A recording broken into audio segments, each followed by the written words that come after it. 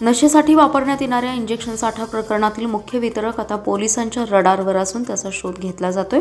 तसेच नशा करणाऱ्यांची माहिती घेऊन त्यांच्याकडे चौकशी केली जाणार असल्याची माहिती पोलीस अधीक्षक संदीप घुगे यांनी दिली आहे।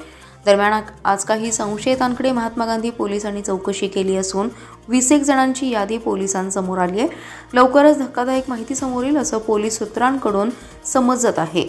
मॅफेनटमाइन इंजेक्शन, गोळ्या साठा आणि विक्री करणाऱ्या तिघांकडे पोलीस कोसून चौकशी करत आहेत। शरीर सौष्ठवसाठी याचा वापर प्रामुख्याने केला जात असल्याचं तपासात समोर आलंय।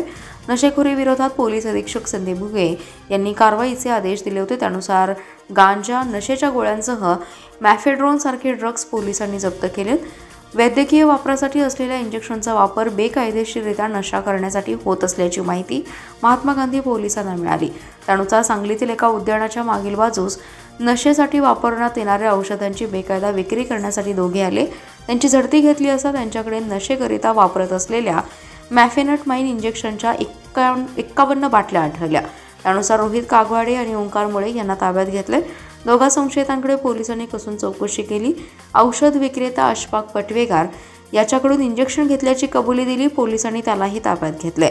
सांगली पोलिसांनी प्रथमच इतकी मोठी कारवाई करत नशेखोरीला दणका दिलाय। या प्रकरणातील मुख्य वितरक आता पोलिसांच्या रडारवर आहेत।